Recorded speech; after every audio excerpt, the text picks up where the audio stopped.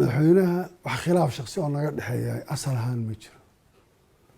hadduu qabiil iyo ka hadlana dee isaga gedo sheegtay inay reerkoodu majority ka yihiin, inuu xaq u leeyahay inuu isagu maamusho. halka hadduu u soo dagaana dee ima muuqata ani dariiq uu Soomaali ku maamuli karayo. bale waxay shaki gelinaysaa xataa sii joogista iyo inuu xataa inuu isharaxay ceeb bay ku tahay maanta.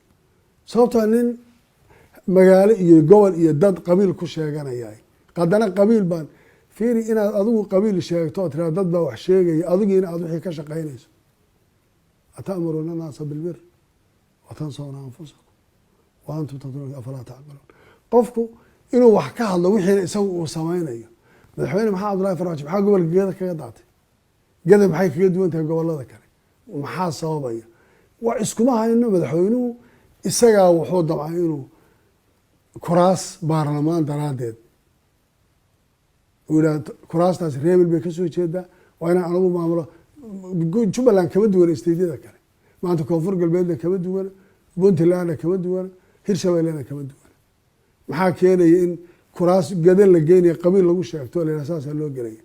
waxaan isku haynaa ma jirto. laakiin madaxweynuhu wuxuu ku tumanayaa sharcigii. isagoo madaxleedkiisu joogo yuu intaasoo ciidan loo daabulay, intaasoo barakacyo, intaasoo dhibaato la geystay. mana aha da qabiilku xataa hoos buu usii dhaadhacaya oo waxaa laga yaabaa inuu meel hoose sii gaadho. waana garan karin markaa wax Soomaali ku maamulayo, wuxuu xataa kusii haweysanayo inuu maanta isharaxo iyo inuu dood siyaasadeed gala iyo inuu dad weliba inta hor istaaga ka hadlo yidhaahdo Soomaalinimaan raadinaya. Soomaalinimada la jilayaa maxaa lagu jilayaa? Jubbaland qodobaday la tegi doonto waxaa ugu horeeya wadankan doorasho inay ka dhacdo. doorashadu waqtiga ugu dhoweey ku sahlan ku dhici karta inay ku dhacdo. laba, wixii cabashadu ka jirtay la isku hayay in xal laga gaadho oo arrinta Gedo ay ka mid tahay. oo maanta Jubbaland waxay state dhisan oo la dhisay 2013 muddadaas soo jiray. xukuumaddan waqtigeedu dhammaaday, khaasatan madaxweynuhu wuxuu gaadhsiiyey wixii intaa lagu soo tacbayay ee laga soo shaqaynayay maanta inuu burburiyo. oo stateki maanta ad arkaysaa gobol dhani inuu macnaha uu maanta ku maqan yahay aadan garanaynin, in ciidamo lagu daabulay, in systemkii dowladnimada oo dhani ay halkaa burbur u ka yimi. muxuu yahay mowqifkaaga hadda arinta gobolka Gedo? arrinta gobolka Gedo mowqifkeedu wax la barbaraya maaha. gobolka Gedo Jubbaland bay ka tirsan tahay. dastuur federaal iyo ku Jubbaland baa intuba qeexayaan. waa in lagu soo wareejiyo maamulkeeda gobolka Gedo Jubbaland.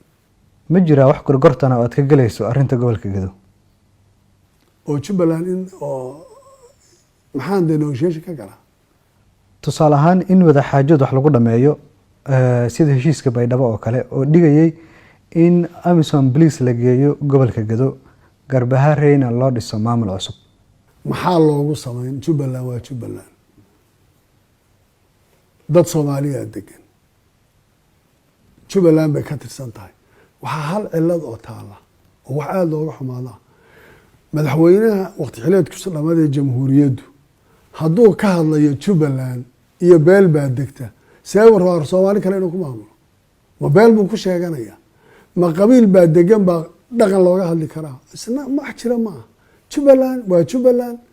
haddaad tiraahdo tan waan la go-ayaa iyo oday dhaqankeen iyo beel baa ka hadlaysa iyo dagaal qabiil iyo abaabul qabiil lagu sameeyo, muxuu Muqdisho ku xukumaya? madaxweyne ku weydiiye.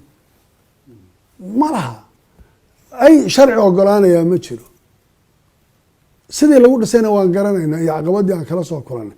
deegaano xor ahaabaa maanta shabaab tuulo ay maanta u joogaanay gacanta ku wada hayaan. diyaarad baana maalba ciidan loo waxa. goormaan ka soo gudubnay diyaarado iyo hogaamiye kooxeedyo iyo ciidan qabiil loo abaabulo iyo Malaysia meel lagu daldalo. wadankan hadda nina xoog waxba kuma samayn karay. marka waan aad baan u qeexayaa barnaamijkaasi. madaxweynaha madaxleedkiisu dhammaaday maxaa Cabdullaahi Farmaajo oo saaxiibkay xumaan uma qabo, waxba kuma waxaynay. laakiin ha u hogaansamo systemka shalay isagu uu ku yimid. ha ka baxo inuu gobol sheegto xamarna uu yidhaha waan maamulaya. wax dhacaya ma. haddii ay dhacdo in dad reer Gedo ah ay diidaan inaad doorashada kuraasta baarlamaanka maamusho ee gobolka Gedo, maxaad samaynaysaa? dadka reer gadaa de horta hadday dad soomaaliyeed diidaan dowladda xukuumadda federaalka inay doorashada federaalka maamusho oo lo ku yeelata maxaa la sameyn shakhsiyaadku moogtay ma noqonayaan dadka ma matalaan shakhsiyaad ma matali karaan ma jira wax shakhsiyaad uu qof baa hebel baa ka yidhi iyo ma noqon karayso madaxweyne waxaan ka hadlayaa dadka shacabka ah ee magaalooyinka gobolka gado degan hadday dowladdu faraha kala baxdo oo jabhadaha iyo ciidamada loo waxaynaya faraha loo qaado shacabka reer gada iyo mas-uuliyiintooda halkan ay joogaan iyagaa tegaya ciidan baa lagu muqooniyey ciidan baa lagu burburiyey ciidan baa loogu geystay ma jira wax shacab reer gada la yidhaahdo oo barnaamijkaa ku jiray kuwa xamar maanta lagu duqeynaya lagu dhibaataynaya ciidanka lagu sameynaya askartii qaarkood shalay ka hor yimid intii la qaaday iyagoo meydkooda laga soo saaray qashin qubka waa shacab baa wax diiday baa laleeyahy la jiifyaano banaan moota meesha waa taale